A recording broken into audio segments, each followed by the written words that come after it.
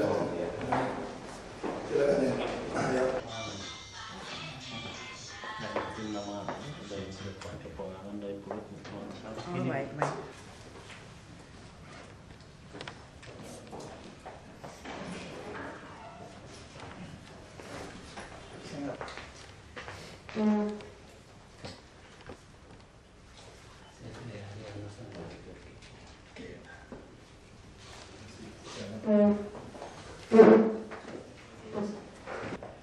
Hari ini kami datang untuk memberikan sumbangan untuk korban banjir Pluit ya. Ini ada cek sebesar 150 juta. Pak, ini kalau boleh kepada Bapak, biar Bapak yang belikan untuk kami ya barang-barangnya gitu ya. Gitu. Ya kan? Baik gitu. Jadi ya saya pegang ini kembalikan. Saya akan foto aja. Ya.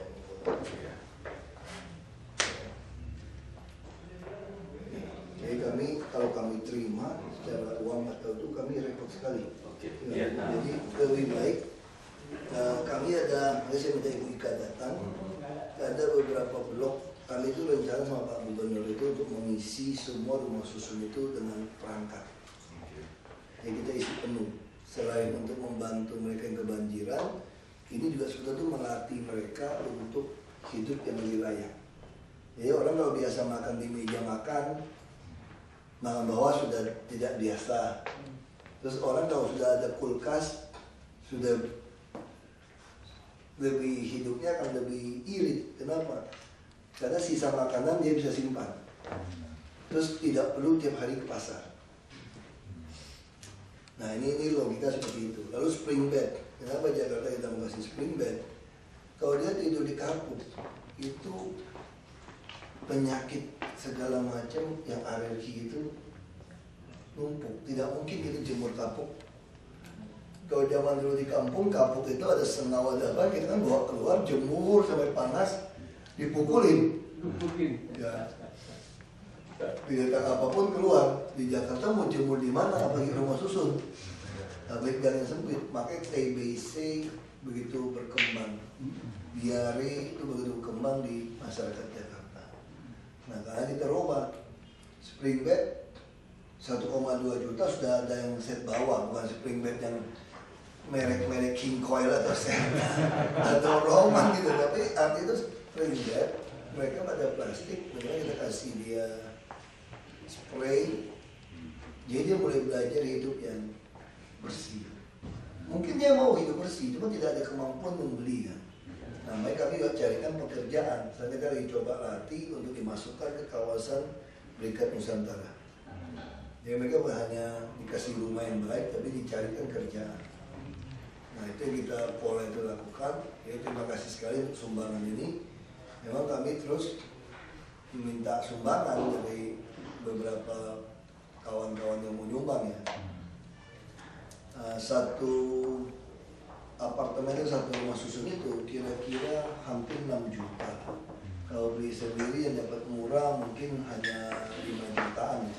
Jadi kita kasih TV yang paling kecil, kita kasih kulkas yang bisa buat es lah, supaya dia bisa satu pintu bisa buat es. Kita kasih spring bed, kasih gas sama kompor. Kita juga kasih mereka piring-piring, alat masak, semua satu set. Meja makan sama kursi. Yang rumah kecil 5x6, meja makannya itu termasuk di dalamnya ya tempat dia duduk kerja, dia duduk untuk anaknya belajar. Nah, ada juga yang sumbang lampu LED kecil wattnya tapi terang. Ya anaknya kan mau belajar. Kalau soal lingkungan, udara semua udah bagus sekali menurutnya. Dan itu secara sirkulasi semua bagus. Kasih spray, kasih bantal. Nah itu yang kita harapkan bisa bantu isi. Jadi kalau memang uang 150 juta, kalau bapak-bapak yang beli, nanti bisa dikasih Ibu Ika kan, kasih tahu beli gimana. Kemudian Bapak bisa cari-cari ini, kalau bisa dapat 5 juta, berarti bisa ngisi kan 30 kamar. Nah nanti 30 kamar, bagaimana penyerahannya? Tentu kan kita tidak punya beban, jadi barang masuk, kita masukkan. Bapak Ibu bisa sampai ke Marunda juga dengan Bu Ika, bisa simbolis serahkan, bisa bawa media juga. Nah, jadi kalau itu yang kita lakukan, jadi kalau kita terima, aduh bingung kita ini periksa BPK, pusing ya. Karena setiap uang, hanya urusan uang gitu, kita dipanggil-panggil repot sekali. Ya, jadi itu yang kita tawarkan, yang mau kasih 1 miliar, 1,2 miliar, 1 tower kamu urus sendiri deh, dia bilang. Wah kita takut Pak, ada yang kasih 50 juta juga urus sendiri deh. Jangan gara-gara uang 20 juta, 50 juta jadi dipanggil-panggil. Ibu Ika yang kasihan nanti. Pasti duit ya. Jadi sebetulnya pertama itu kami tidak ingin minjem bantuan misalnya gitu ya. Kami itu ingin lakukan itu langsung dengan dana darurat banjir. Kita ada 80 miliar. Daripada dikasih habisin uang makan-makan tidak ngaruhan, kita stop, lebih baik isi 2000 unit. Kalau 2000 unit 12 miliar. Besar untuk kita, tapi buat pemerintah daripada 80 miliar buat nasi bungkus tidak ngukurnya bagaimana. Tiap wali kota minta 5-6 miliar buat itu anggaran. Nyata kan masyarakat yang bantu. Nah kita mau kasih, tapi ternyata BPKP tafsirannya berbeda. Dia mengatakan tidak boleh. Springbed tidak boleh. Jadi yang boleh apa? Kasur kapuk. Kasur kapuk itu kan sesuatu yang ini barang bisa dilihat kok. Kenapa makanan berapa miliar boleh? Itu lebih rawan orang manipulasi kan. Mana tahu saya mendistribusikan 1 juta atau saya bilang ini 2.000, 5.000 nasi, bingung pertanggung jawabannya. Kalau orang ngambil nasi tidak ada tanda tangan. Kalau ini jelas dan barang ini menjadi aset Pemprov, bukan kasih ke dia, hanya pinjam pakai kan. Supaya jadi prinsipnya kami itu tidak ada rusun yang dijual belikan atau disewakan sebetulnya. Semua gratis sebetulnya, hanya Anda perlu retribusi uang bulanan untuk kebersihan, untuk keamanan. Itu pun kami masih nombok. Kalau cuma 150.000 paling mahal 400.000, kita nombok. Kita tidak hitung modal rusunnya. Kita yang punya apartemen aja bayar IPL, ya bulan. Mesti ada IPL-nya kan. Nah itu yang kami lakukan. Kami memang terus kita baru ngisi 500 lebih ya. Yang kemarin ada belum 600 ya. Tambah 200 tapi belum lengkap. Jadi bisa dapat berapa? Nanti mungkin dengan uang ini per set saja lebih gampang. Nanti kekurangannya baru kita cari lagi. Yang kurang lengkap di mana-mana gitu kan. Itu yang kita lakukan. Ini juga kita juga lagi coba ngecek anak-anak jalanan yang jual koran. Sebetulnya bukan jual koran, motif itu minta dikasihanin untuk dikasih uang. Karena koran yang dijual kan udah koran pagi, udah lewat. Nah kita harus cari tahu apakah dia memang miskin harus menjual itu atau memang ada sindikat. Nah kalau dia memang miskin, ya kita akan bantu dengan KJP, kita cross check. Kalau betul dia main sindikat, ini anak harus kita bawa, tinggalkan di panti asuhan. Nah, kayaknya kita ketemu orang tua kan ngemis. Kemarin saya kontak kepala dinas itu, saya lewat, saya lihat ada orang tua ngemis. Nah saya ingin tahu. Nah, kami ingin dinas sosial seperti itu. Kita harap masyarakat bisa laporkan kepada kami. Ya kalau ada orang ngemis tua, kan biasanya ngemisnya di situ-situ terus. Nah mungkin dia bisa ada kontrakan, sewaan, tapi bisa juga dia anak-anaknya kurang mampu pelihara dia. Nah lebih baik kami bawa dia ke panti werda kami. Kemarin saya temukan, saya cek dia ke sana 62 tahun umurnya, depan rumah sakit. Kita kayak sakit ini.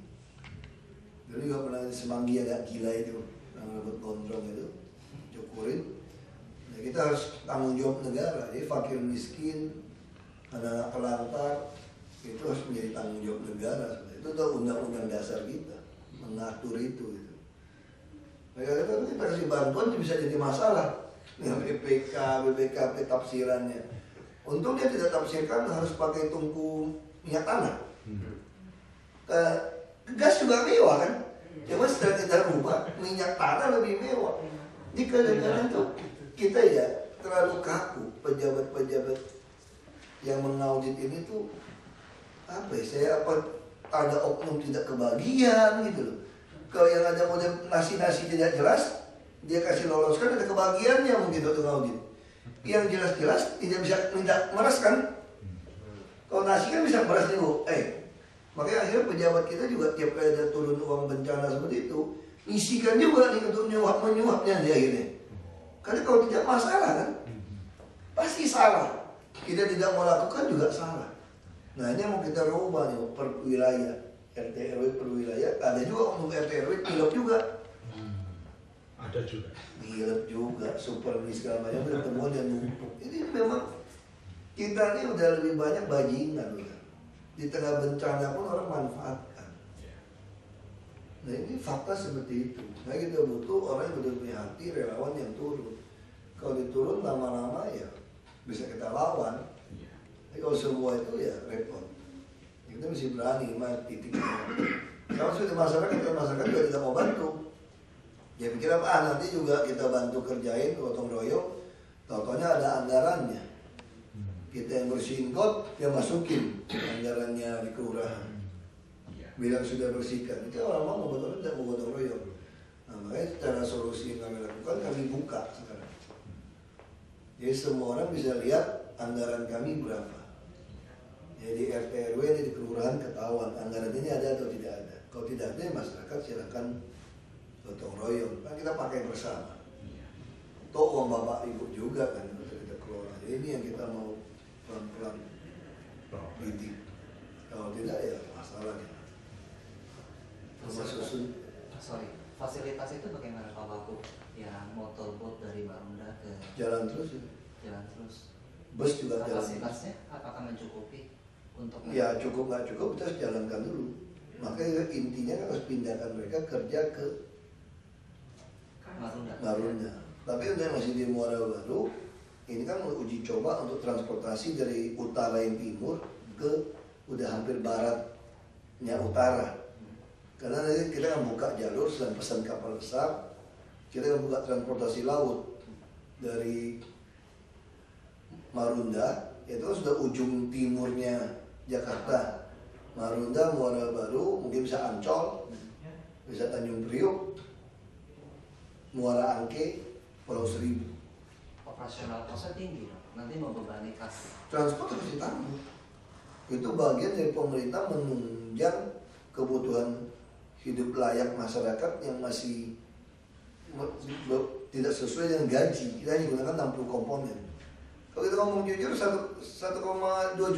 juta cukup hidup aja Jakarta. Sama anak sama istri. Tidak bisa. Anda bisa beli rumah? Tidak bisa. 5 juta aja tidak bisa beli rumah di Jakarta. Jakarta itu kalau keluarga kecil yang betul-betul orang tinggal di tempat yang pas-pasan ya, itu butuh 5 juta loh, 4-5 juta kira-kira sebulan. Itu baru arti itu dia bisa punya beli asuransi, dia bisa kulis sekolah, kasih sekolah anak yang baik. Nah karena komponen kita tidak bisa lakukan di posisi 120 komponen, kalau kita lakukan ini bangsa ini ambruk.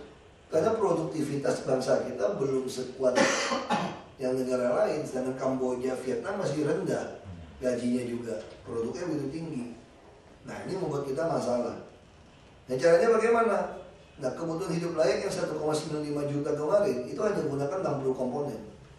Di situ belum ada asuransi kesehatan, pendidikan itu belum ada untuk orang kursus untuk les.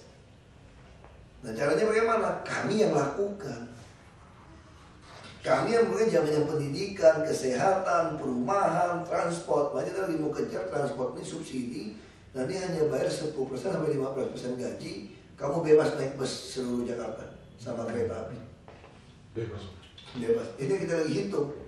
Orang tua pensiun nggak usah bayar. Seperti sekarang Kopaja masuk ke dalam jalur Transjakarta. Kamu harus ganti bus kamu yang bagus. Kamu boleh naikkan 5.000. Lalu apa yang kita tawarin pada mereka? Penumpang Anda boleh gratis naik Transjakarta. Jadi kalau orang Transjakarta naik Kopaja kamu bayar 5.000 lagi. Nah ini untuk mendorong supaya pengusaha-pengusaha bus yang jelek ini mau ganti yang baru. Kalau 2.000 rupiah nggak bisa ganti. Tidak ada bank yang mau membayari mereka. Nah kalau yang 5.000 masuk ke sini terus, akhirnya jalur busway kita jadi penuh. Dan ini jadi kosong. Akhirnya satu kiri satu jalur lagi bisa kita bebas. Nah, tinggal soal motor. Orang naik motor itu lebih murah, lebih efisien, lebih efektif, cepat kemana-mana. Nah kita harus ciptakan banyak parkiran motor yang murah. Nah, harus kasih langganan bulanan. Harus dikasih insentif. Kamu kalau langganan bulanan sama istri, anakmu bebas masuk Ancol misalnya.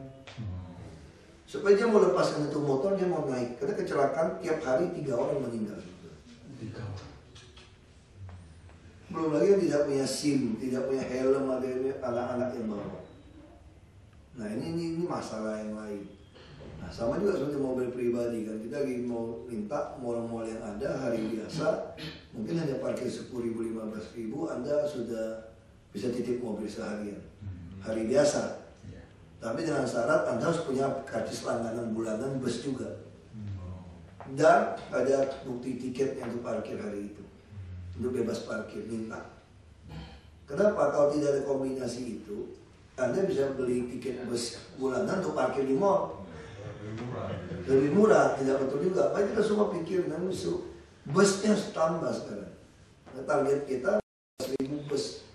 Kita akan beli 150, mungkin lelang investasi kira-kira 150-an, nanti udah 600. Nah kita lagi pikir mau kerjasama dengan iklan. Kalau orang mau pasang iklan 7 tahun kamu bebas pakai, jadi hitungannya cuma 50 juta. Nah salah kebijakan. Iklan di bus di Jakarta tuh murah, lucu, 50 juta, 100 juta setahun. Lucu kan murah. Billboard yang mahal berapa miliar. Padahal harusnya itu yang bus yang mahal iklannya. Nah ini harus kita potong. Tapi billboard kita mulai mau pangkas. Titik-titik tertentu saja ada. Sehingga orang akan memaksa orang pasang iklan di bus. Kalau kamu pasang iklan di bus, kamu sediakan busnya aja. Lebih baik ya. Nah, sehingga yang bawa mobil kalau dia mulai macet, dia mikir, misalnya saya tinggal di Pluit, dia kalau macet, mendingan saya parkir di Pluit Village Mega Mall.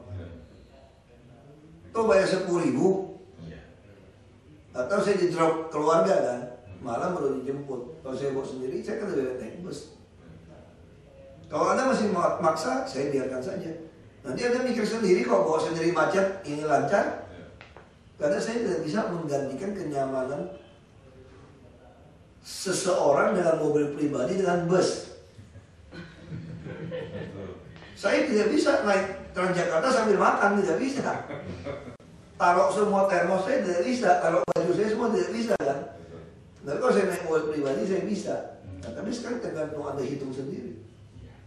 Kalau Anda kaya sekali punya sopir, silakan. Anda bisa duduk mau tahan berjam-jam kerja di kantor. Tapi kalau yang kerja pas-pasan, nah akhirnya akan pindah. Asal bus umumnya nyaman.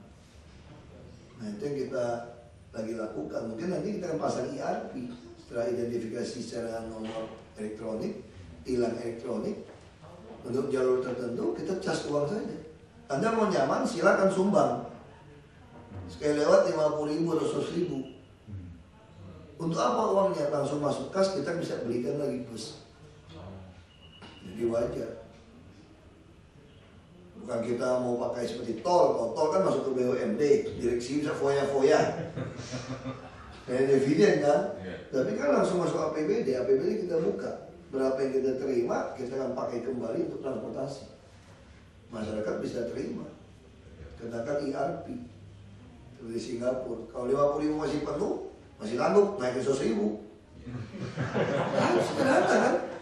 Kalau 1 juta kendaraan yang lewat, 100 miliar sehari Pak. Iya, bukan main. Ya kan? Kita bisa bangun rumah susun begitu banyak, bisa bikin tempat-tempat dagang baru, kita beli-beli rumah orang, bikinkan pujasera, atasnya parkiran motor. Jadi PKR masuk ke dalam dagang, distribusi harian. Nah, dia kan bilang subsidi. Seluruh dunia tuh transportasi subsidi. Jadi kita jangan berpikir transportasi harus untung. Kita untungnya itu gini, ini beda swasta sama pemerintah. Tugas kami pemerintah menghabiskan uang sebanyak-banyaknya supaya kalian ini kaya raya, sehat dan pintar. Itu tujuannya. Kami bukan jadi kaya. Kalian harus penuh otak, pintar, punya akhlak segala macam, perutnya penuh, sehat, dompetnya penuh. Kenapa? Begitu kalian kaya raya, kalian makan apapun, bayar pajak kok. Putar lagi. Jadi orang tuh salah gitu. Yang penting bukan rugi semua gitu kan.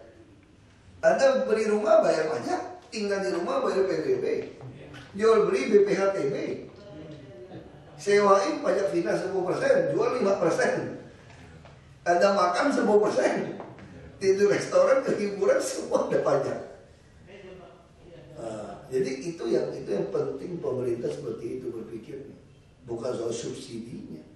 Kita begitu ngurangin macet, orang tuh jadi punya uang lebih. Apa yang kamu lakukan? Kamu punya uang lebih? Belanja. Minimal kamu ajak anak kamu makan ke mall. Begitu Anda makan ke mall, makanya kita kejar online sekarang pajak-pajak supaya tidak ada yang nilep. Begitu Anda makan 1 juta atau makan 5.000, 50.000 kita ambil. Jadi itu bagian dari apa? Nutupin transport Anda sebetulnya. Jadi jangan dihitung transport ini rugi. Kamu harus tahu dong, begitu ini keluar, ini masuknya berapa banyak. Sekarang kemacetan itu merugikan kita berapa puluh triliun sudah tahu. Ada yang 28 triliun, ada yang 30 triliun. Dan belum lagi subsidi. Kita kan minta ke pusat. Kalau transportasi umum kita ada jalan bagus dengan gas, tidak ada lagi premium subsidi. Anda kalau naik mobil bayar Pertamax. Ngapain subsidi ratusan triliun? Menjual ratusan triliun Indonesia paling besar di Jabodetabek.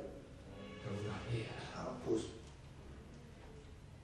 Kamu teriak, ih kalau miskinnya nggak berlaku, lu naik bus, udah buka sirus 10% dari gaji doang kok. Tapi kalau kita belum ada bus, kita bisa berantem. Tapi kalau sudah ada bus, kamu yang gaji pas-pasan teriak minyak mahal, aku teriak balik. Lu kalau miskinnya jangan belagu kira-kira gitu, naik bus. Orang bebas kok naik turun mana kok gitu kan. Nah, makanya kita disuruh pakai e-ticketing. Kenapa? E-ticketing untuk bantu warga supaya lebih nyaman. Selain uang tidak dicolong, bukan itu. Misalnya itu contoh dia naik, misalnya saya naik di halte A. Saya kan tap itu uang. Di bank langsung tercatat, Basuki dipotong uangnya jam 6 pagi, jam 7 pagi di terminal A. Waktu hari yang sama, saya dipotongnya jam 6 sore atau jam 5 sore di terminal E. Tiap hari begitu, Senin sampai Jumat. Ini kesimpulannya apa? Berarti saya tipe pekerja berangkat dari A, pulang dari E. Berarti tujuan akhir saya di sini. Tinggal kita cek di komputer kita, ada tidak jurusan A ke E? Kalau tidak ada, berarti Basuki harus numpang di terminal B. B ada nggak ke E? Tidak ada, berarti ke C. C ke E tidak ada juga, berarti ke D. Berarti saya 4 kali ganti bus untuk mencapai tempat kerja saya. Ini yang membuat saya capek dan nunggu. Nah kalau itu seperti itu harus bagaimana? Buka jalur lintasan A ke E. Supaya saya begitu naik, langsung saya bisa tidur, langsung sampai ke tempat tujuan. Pulang pun sama. Nah kalau seperti itu harus tambah bus tidak? Ya tambah. Intinya apa? Kita tidak ingin satu orang dilayani 3-4 bus saja. Itu yang membuat tidak efisien, membuat harta kami penuh, membuat bus kami penuh. Makanya kita didorong warga DKI untuk pakai e-ticketing. Cuma kan orang tidak ngerti, pikir e-ticketing itu apa. So e-ticketing itu untuk nolong dia, supaya kami tahu pola perjalanannya si dia. Nah kita jelasin terlalu banyak, kadang-kadang wartawan online juga tulisnya kan terlalu pendek. Padahal itu tuh nolong, jadi kita tahu. Ya pasti habis berapa puluh miliar survei lagi. Survei cuma tanya 1.000 orang, belum tentu pas. Tapi kalau ini jelas tiap penumpang bus itu saya tahu persis. Dasar dia mau pakai e-ticketing. E-tiketing juga tidak perlu dibayar, Anda hanya dipotong-potong, tinggal ngambil di bank, kerjasama dengan bank, bebas tempelkan. Sambil minum. Ya, jadi ini yang kami sekali terima kasih untuk sumbangannya ya. Kita betul-betul mau dorong masyarakat keluar dari pinggiran sungai, karena itu jalan inspeksi. Sekalian Pak Wagub ini nanti mau menjelaskan ada sedikit partisipasi dari masyarakat. Nanti hari Sabtu itu akan ada breathing hospital yang akan mengadakan pelayanan perdana. Jadi ini adalah produsernya. Just information Ya. Ya. Ini udah jalan kan? Ya. Rumah. Akan mulai Sabtu ini pada pelayanan perdananya. Oh. Jadi untuk menolong ya. Ini Kemenkes mesti. Oh, dia jual rumah untuk beli kapal. Dan Menteri Kesehatan juga bingung. Ada masyarakat seperti itu.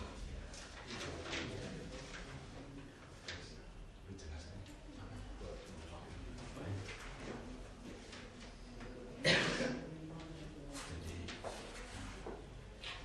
ini perlu sumbangan dari mana penjelasan Pak. Ya, silakan duduk. Ya, kemarin waktu Februari tanggal 6 Mama meninggal. Itu sumbangan dari itu tulisan itu. Ada suratnya. Iya, ada surat. Jadi ini tujuan saya itu untuk anak-anak juga, terutama untuk masyarakat. Kadang-kadang kan kita lihat kalau waktu orang meninggal, bunga itu ratusan. Ya. Satu bunga kalau 500.000, 100 bunga sudah 50 juta. Maka pada waktu itu saya minta, saya kan kebetulan di Wihara Dharma Suci di PIK ya. Saya minta bibi saya pakaikan kata-kata di koran supaya jangan nyumbang karangan bunga, jadikan uang. Nah ini sedikit kita kumpulkan, sebagian kita serahkan. Kebetulan Pak Gub ini waktu kampanye itu saya juga hadir di kampung. Saya sudah ketemu Pak Ahok juga. Ya, di kampung. Jadi, dan sekarang saya lihat Bapak Gubernur ini kerja untuk masyarakat. Jadi tujuan saya itu mengharapkan masyarakat itu bisa membantu pemerintah. Nanti kembalikan juga ke kita lagi. Tujuan kita itu. Dan di sini saya minta supaya anak-anak juga kalau ada untung juga harus kembalikan ke masyarakat. Itu tujuannya. Terima kasih. Jadi Pak Ahok ini juga teman saya juga namanya Pak Ahok yang di Pantai Indah Kampung. Kalau dia hoknya pasti hoki. Fuk. Biasanya dia punya hok itu fuk. Saya punya hok itu bukan fuk. belajar. Belajar. Shit. Shit. Banyak. Iya. Coba kalau ada orang kek panggilnya hok. Hok tong kan. Jadi Pak Gum juga orang kek. Bisa Saya ngomong kek di rumah sama mama. ini teman saya dari Hong Kong ini. Saya ngomong Orang kek juga. Tapi kakek saya itu kongku sebetulnya. Kamu Nah, cuma keluarga mama kek itu Belitung ada kan ngomong kek. Makanya nama saya kan Wan Xie. Wah sih. Wan yang Wan Xie Xiao. 好， Ini hok, 爸 ini 好 hok. 好 Hak fa jadi hok. Oke, hok sih. Nah, papa saya pengennya saya puluhan ribu belajar. Jadi belajar terus. Adik saya yang bagus namanya Wan Yu. Yu-nya itu kalau orang sana tulis Yu Pengyu, Yu, mama saya protes itu. Kalau pernikahan. Jadi bukan Yu Pengyu loh, ini Yu semua tuh Yu. Ya kalau cuma di garis gitu tuh Pengyu, maunya yang kotak. Itu kotaknya Yu. Gitu. Adik saya yang bungsu, yang keempat, sekarang bungsu dia, ada satu meninggal. Itu Fan yang bungsu meninggal, Fan Yung itu Fan. Wan Fan, dia meninggal 12 tahun. Nah kalau adik saya yang nomor 4 ini, dia punya baru Fu, Wan Fu nih. Iya. Cuma dia dipanggilnya Awan akhirnya gitu loh, itu Wan Fu. Beli itu kayak panggil Banku, kayak aman itu Wan Fu. Iya. Ceweknya baru Vivi itu apa sih lupa bang? happy lah itu kan.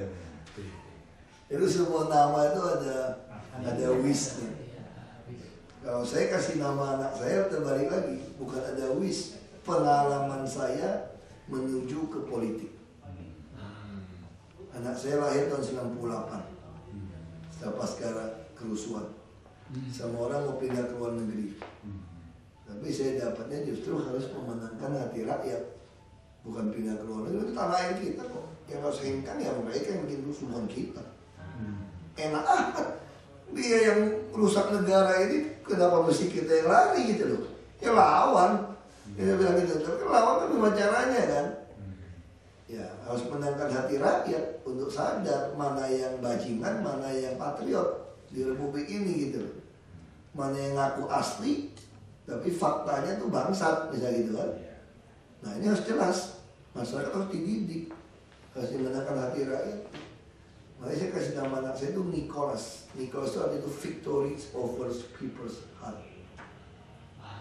Itu anak saya lahir di rumah saya. Waktu saya putuskan mau masuk ke politik tahun 2000, saya pikir apa betul saya mau ke politik, gimana bisa menang gitu kan. Ya orang kan bilang yang penting orang Islam ada nawa itu kan, ada ikhtiar, ada niat, kita bisa menang. Kalau kita lebih bicara ini kan, kalau niatnya benar Tuhan tolong untuk menang. Nah anak saya waktu dalam kandungan, dia lahir tahun 2001, tahun 2000, saya bilang kasih nama dia Natania. Padahal belum tahu cowok cewek, saya bilang kasih cewek. Saya bilang sembarangan, ya kalau bukan diganti nama Nathan. Natania itu artinya dengan pertolongan Tuhan kita menang.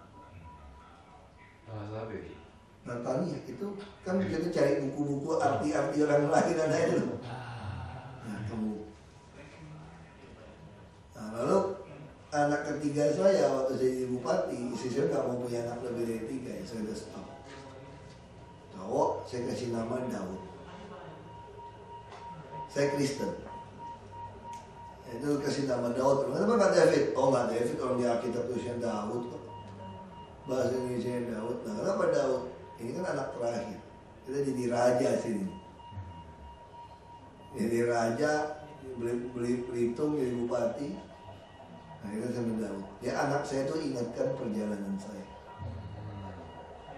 Perjalanan saya untuk memperjuangkan keadilan sosial. Karena saya tidak mampu bantu orang. Itu yang papa saya ajarkan selalu. Kita kalau bantu orang miskin 500.000 saja, dulu kan gaji UMP 5.000. Kita kalau sediakan 1 miliar hanya 2.000 orang, habis. Bulan depan mau bantu dia lagi. Tapi kalau kita jadi pejabat, itu bisa membuat semua orang kita bantu. Dari sisi kesehatan, pendidikan, transportasi, perumahan, seperti ini floating. Ini bagus, tidak salah. Tapi satu pihak menggambarkan ini kegagalan pemerintah. Sampai harus orang melakukan bantuan sosial kepada masyarakat kita. Kalau kita mampu lakukan, ini polisi pemerintah. Kita bicara ini, tentu baik ada orang bantu. Tapi kalau pas kapalnya datang ke situ, kalau pas kapalnya tidak datang, apakah semua dokter bedah, semua spesialis ada di dalam kapal? Kan tidak juga. Tapi itu tidak apa-apa, ini ya mendingan ada gini dia pasti yang tidak dilakukan. Tapi ini kegagalan pemerintah. Nah itu bedanya bantuan sosial sama keadilan sosial. Kalau bantuan sosial, yang pas kapal masuk ke pulau itu ketemu pasien, pasti ya. Tapi kalau pulau yang nggak sempat mampir, ya lewat. Tapi kalau keadilan sosial, kita harus jamin siapapun sakit di republik ini, Anda harus dapat jaminan kesehatan. Soal meninggal, nasib, itu urusan Tuhan. Tapi minimal Anda dilayani. Kalau soal meninggal itu bukan urusan kita. Orang kaya juga keliling seluruh dunia juga meninggal juga. Tapi jangan sampai orang miskin meninggal gara-gara ditolak rumah sakit. Itu kurang ajar. Nah kita bicara seperti Mother Teresa. Saya suka kalimat waktu ditanya, untuk apa sih nolongin orang yang sudah mau mati kusta-kusta di pinggir jalan? Kan udah mau mati, Anda tidak bisa menolong dia juga. Sudah sekarang mau mati, untuk apa Anda bawa pulang ke biara Anda untuk Anda obatin, mandikan. Itu jawabnya sederhana. Minimal saya membantu dia mati dengan dignity, dengan ada harga dirinya. Itu jawaban Mother Teresa. Toh dia adalah manusia. Kenapa mesti mati seperti binatang di pinggir jalan? Harusnya dia mati di ranjang yang baik, sudah dimandikan, dia kasih makan, kasih minum. Itu dignity. Nah itu bantuan sosial. Nah tugas pemerintah itu membawa keadilan sosial. Jadi pemerintah itu tugasnya itu membawa keadilan sosial. Artinya keadilan sosial apa? Siapapun yang mengalami bisa dapat. Tidak perlu ada orang datang ketemu. Misalnya tadi datang depan Monas, tiap orang mau masuk balai kota digebukin, ditodong. Pas ada kita bantuin. Itu namanya bantuan sosial. Tapi kalau kita jamin siapapun lewat di depan kantor tidak ada yang digebukin, itulah keadilan sosial. Nah hari ini itu yang bisa wujudkan. Kita tidak mungkin bisa terus lakukan bantuan sosial. Tapi bukan berarti kita menolak bantuan sosial. Artinya kita bukan mau bantuan sosial terus, tapi keadilan sosial, sila kelima Pancasila itu keadilan sosial, bukan bantuan sosial. Itu jelas sila kelima. Nah, kalau kita baca semua kitab, semua nabi datang itu bawa apa? Keadilan sosial. Baca aja semua. Raja dianggap hebat apa? Raja yang adil. Kan kira-kira kan? Jadi semua ini bicara bawa keadilan. Nah, hari ini kita tiba-tiba lupa fungsi kita. Jadi pemerintahnya bantuan sosial terus. Ini kita tidak mau. Sama sederhananya kita bicara tentang sungai-sungai banjir. Bukan hanya orang kecil saja mencuri. Orang punya showroom, punya ruko juga mencuri. Itu jalan inspeksi sungai 7,5 meter diperpanjang semua ruko. Akibatnya itu bisa belasan tahun tidak bisa mengeruk itu sungai. Nah sungai tidak dalam hanya 30 cm airnya. Begitu kebakaran, turunkan sama mesin pomnya pemadam kebakaran, tidak bisa sedot rumput. Dia minimal 40 cm. Nah coba kalau semua kita itu lihat yang bisa contoh yang pakin, ngalir airnya semua. Kalau kebakaran, tapi belakang ruko-ruko pada menguasai, ya kita harus bongkar. Mohon maaf saja, kita harus bongkar. Nah itu yang membuat orang kecil ngikut. Begitu ruko tutup, showroom tutup, yang belakang sisa ya orang kecil bikin rumah. Atau ada preman bikin rumah sewaan, orang miskin juga dieksploitasi. Mafia-mafia ini, preman-preman ini membuat rumah petak disewakan. Kota tua. Semua kita sikat. Kita mulai dari utara dulu. Kenapa? Kalau kita mulai dari selatan sama pusat dulu, sama barat dulu, kan semua air kan ngalirnya ke laut ke utara. Kalau ini tidak siap, luber. Karena ini tidak dalam. Nah, kan mesti kerjain ini dulu, baru kerjain ke atas. Kalau di atas dikerjain pasti lumpur ke bawah juga betul, baru turun rapiin. Minimal udah ada rongganya untuk tampung. Kalau kita selesaikan atas dulu, ini habis. Oh, pilot projectnya jalan patin. Bukan pilot project. Ini bukan pilot project, ini ada hubungan dengan Waduk Pluit. Karena setelah banjir kanan barat timur, yang tengah ini kemana aliran semua dari istananya semua? Ke Waduk Pluit. Cideng semua ini ke Waduk Pluit. Cideng sebagai dibantu buang ke banjir kanan barat. Maka kenapa Pluit tenggelam begitu lama? Karena lampu hari-hari jebol, ngirim 55 kubik per detik airnya. Di Waduk Pluit cuma 28, pompanya 28, dia tenggelam. Di samping apa? Semua sungai ke sana juga dangkal-dangkal kan, sampah semua. Jadi tidak bisa cepat masuk. Nah ini yang kita kerjakan dulu di utara. Bukan pilot project, memang ini cara kerjanya begitu. Ujungnya kan di Waduk Pluit ini, perbaiki pompanya, ini mesti dibereskan, dibesarkan supaya seluruh tengah beres. Nah kan masalah utama kan Ciliwung, orang-orang tinggal di Ciliwung terlalu banyak. Itu bisa sampai 12.000, 15.000 keluarga itu Ciliwung. Karena terus kan dibiarkan. Nah ini mesti sipire. Kita mesti kerjakan bagaimana bangun rumah susun. Bangun rumah susun sekaligus ada isinya supaya mereka lebih tertarik kan.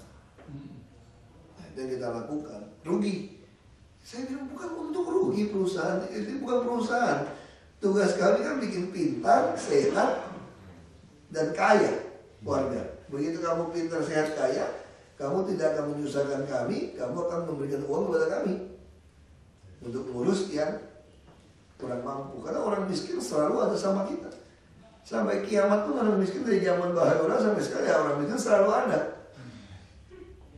Tidak ada yang namanya bebas orang miskin. Mau negara manapun orang miskin selalu ada sama kita. Dan kita punya kesempatan membantu mereka. Nah, tinggal sekarang kita mau lakukannya apa gitu. Nah, yang paling penting buat kami, anggaran transparan, tidak mencuri uang, tidak ada uang yang tercecer, semua wajib pajak harus bayar.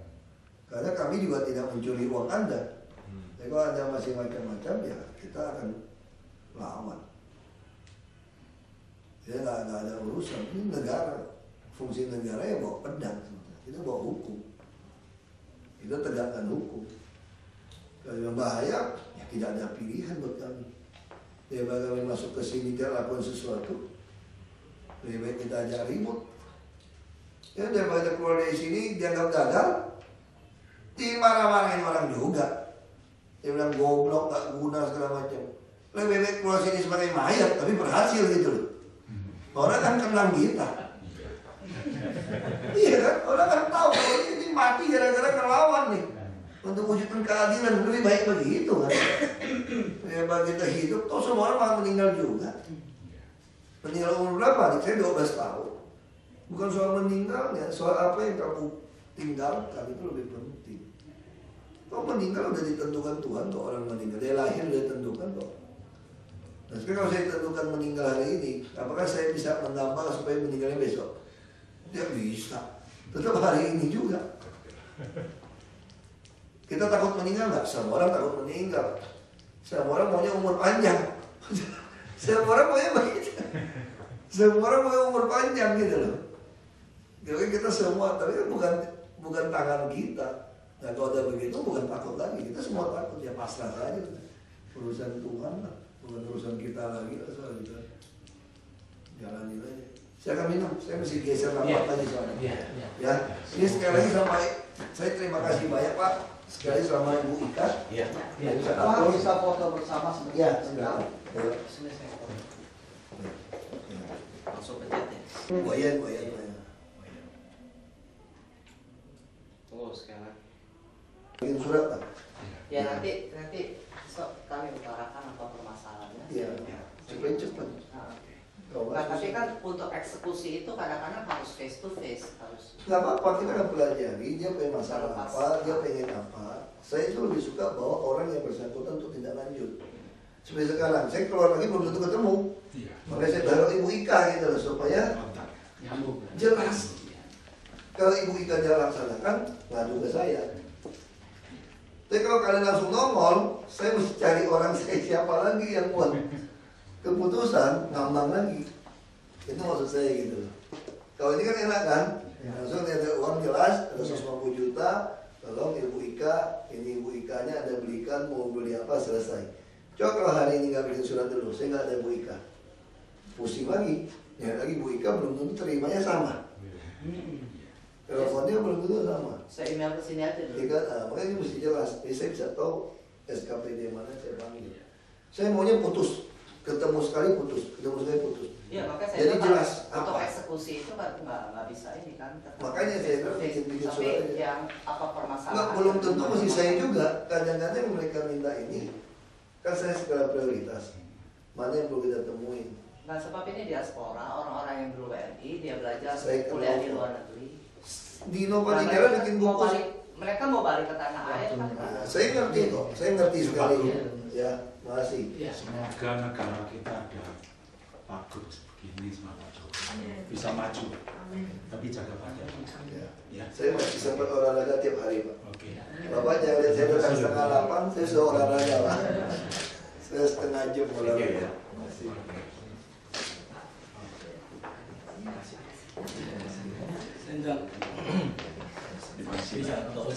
Ya. Oke, nanti saya. Ya, langsung aja ya. Ya, kamu minum tadi, minum dulu lah. Sudah, thank you. Ayo, Waktunya ya.